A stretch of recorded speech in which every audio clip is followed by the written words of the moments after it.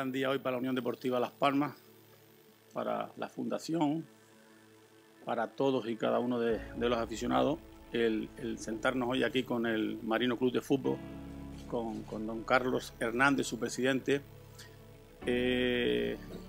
Un hecho histórico, un hecho que se viene produciendo y ahora don Carlos nos lo va a narrar desde hace más de 30 años, unas negociaciones que empezó ya con don Manuel Hernández, su padre, y que don Antonio de Armas ha venido trabajándolo hace más de 30 años. Es todo el legado histórico que tiene el Marino Club de Fútbol, que realmente viene a llenar o digamos a complementar nuestro futuro museo, y por tanto es de agradecer en esta última etapa que se ha conseguido, se ha logrado ya ese legado, cederlo a la Fundación Unión Deportiva Las Palmas. Pues decía que es de agradecer a don Carlos y a su junta directiva esa predisposición que siempre tuvo, que de alguna forma la transmitió su padre desde hace ya más de 30 años, y que ese día que se encontraron, me decía don Carlos, su padre y don Antonio de Armas, fue un día en el cual se le iluminó el futuro para el Marino Club de Fútbol en toda su historia, que si Dios quiere será pronto ya ubicada en nuestro museo. Sin más, cedo la palabra a don Carlos Hernández y él nos comentará un poco más de todo esto. Reiterarle el agradecimiento a todos los medios que se encuentran aquí, y yo voy a ser muy breve, voy a hacer un pasaje sobre todo de la historia del Marino en lo que ha sido sus diferentes sedes sociales. El tema de estas conversaciones que ha sido hoy la culminación con el acuerdo de cesión de los trofeos históricos legendarios, esto ha sido un proceso bastante largo y ha sido en la calle Murga, por una conferencia, una charla coloquio que don Antonio de Armas hizo en esa sede, y entonces mi padre vio la oportunidad de proteger ese patrimonio, hablando con él y a ver qué posibilidades había de o bien hacerlo llegar a la sede de la Unión Deportiva o bien el estadio, pero claro, la protección en esa época era muy poca. Yo recuerdo que la sede emblemática del club fue en la calle Luis Castillo, frente al Cine Royal. Eso fue en los años 50. Anteriormente estuvo en la Plaza La Feria. Es la zona natural del Marino, del Bravo Murillo a la Plaza La Feria. En el 58 tuvimos que marcharnos de esa sede, que como ya les digo era la sede emblemática del club. Fuimos a un local que nos dejó don Bonifacio Vegas, una sesión que nos hizo, presidente del Porteño, y eso fue la debacle para el Marino, porque los socios no concebían que tuviéramos que ir al puerto. Eso estaba considerado como el puerto. El Marino tiene que estar en Las Palmas. Y tuvimos poco tiempo, un año aproximadamente. Pues ya como lo decía, se dieron de baja una cantidad de socios terribles, ¿no?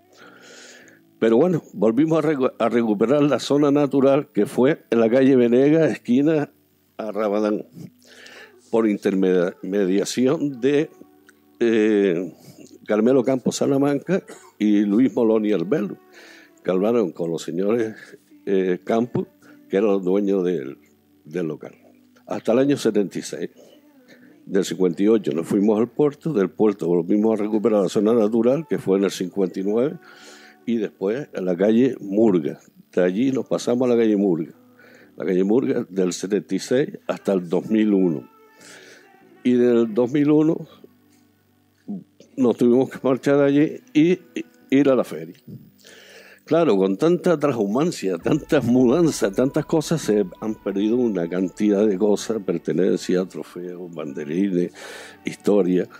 Y también hay que decir por la poca sensibilidad de la directiva, porque cualquier cosa que había que le podía molestar o se mojaba, en fin, las tiraban, ¿no?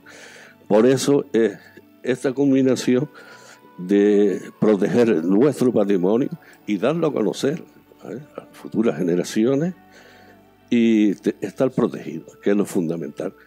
Claro, yo tengo que agradecer para toda esta combinación el valor que ha puesto don Antonio de Armas, junto con mi padre en su época, para recuperar todo este patrimonio. Él fue a dar la conferencia y allí fue donde empezamos a hablar. También quiero agradecer a una serie de personas como Javier Domínguez García, que no le gusta que le diga historiador, es investigador, pero yo creo que es de lo mejor que sabe del fútbol canario, y algunas personas más que han colaborado. Por lo tanto, solamente agradecer y hacer esta semblanza para que ustedes tomen conciencia de lo que ha sido el Marino. Así que muchas gracias y le paso a continuación la intervención a don Antonio de Armas. Todos saben mi inclinación natural hacia todo lo pasado, ¿no? Pero mucho más aún cuando lo pasado se vincula con lo presente, como es el Marino y la Unión Deportiva Las Palmas. Lo capital y sustantivo en el día de hoy, diría yo, es que después de todo ese itinerario que nos hablaba Carlos Hernández, mi buen amigo, los trofeos ya pertenezcan a la Unión Deportiva Las Palmas, porque es una historia que ha llevado mucho tiempo, ¿no? Yo simplemente quiero pues abordar un poco aquí cómo se produjo, poco más o menos, cómo ha sido todo, ¿no? Es decir, tendría que retrotraerme a casi 60 años, ¿no? Porque, es decir, por mi crecimiento y el de mi hermano, que teníamos una corta edad, 10 o 11 años, y ya teníamos casi 1,80 y pico, pues mi padre, preocupado, que era un neurocirujano, dice, no, ustedes tienen que tener una clase de gimnasia especial. Y mi padre, que era un marinista de pro, y mi abuelo, que también era médico y había sido médico forense en el trágico suceso de Antonio Rojas, uno de los mejores jugadores de todos los tiempos, que pertenecía al Marino. Entonces, ya de ahí ya empecé a oír sobre la historia del Marino, pero cuando ya me llevaron al gimnasio en la calle Venegas, que tenía la sede social el Marino, pues a mí nunca me gustaba la gimnasia, tengo que reconocerlo, ¿no? Y yo me iba a los trofeos, eran unas vitrinas todas llenas de repletas de trofeos, y un viejo piano de peón real que fue el autor con Gonzalo Monasterio del himno de la Unión Deportiva Las Palmas en los comienzos de los 50, ¿no? En un programa deportivo de José María Yasso y Alberto Monzón, ¿no? Entonces yo me quedaba absorto mirando para los trofeos, y un señor que había allí de formas versallescas, ¿no? Y de cultura enciclopédica, porque yo creo que ha sido el mejor historiador que yo he tenido en mi vida. Como él veía mi curiosidad por cada trofeo, me iba contando y relatando y narrando con minuciosidad galdosiana, digamos, la historia de todos los trofeos, que era la historia del Marino, porque comenzaba desde 1905, el día de su fundación, hasta aquellos tiempos que eran el año 60, 61 del siglo pasado, imagínense ustedes, ¿no? Entonces, aquel señor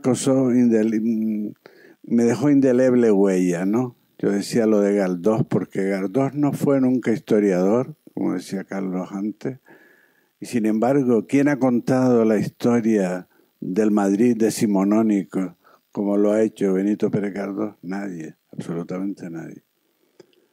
Entonces, aquel señor que me iba relatando la historia del Marino, dejándome indeleble huella, causó un gran impacto en mí, y ya yo empecé con mi padre pues a hablar del Marino y todo esto, pero claro, mi club siempre había sido la Unión Deportiva Las Palmas, ¿no? Entonces, ya pasarían como 20 o 20 y pico de años, no sé cuántos, cuando Juanito Beltrán, que también había sido jugador del Marino, me llamó un día para comenzar la historia de la Unión Deportiva Las Palmas. Ya esto era en la década de los 80, ¿no? Entonces entramos al club, hablamos con don Jesús y con don José Guerra y tal, y comenzamos a escribir la historia, pero él a los pocos días le surgió, en fin, unas molestias le surgieron y tal, y luego pues aquello fue muchísimo más grave, ¿no? Entonces yo me marché, pero don Jesús me mandó llamar y seguí yo solo la historia.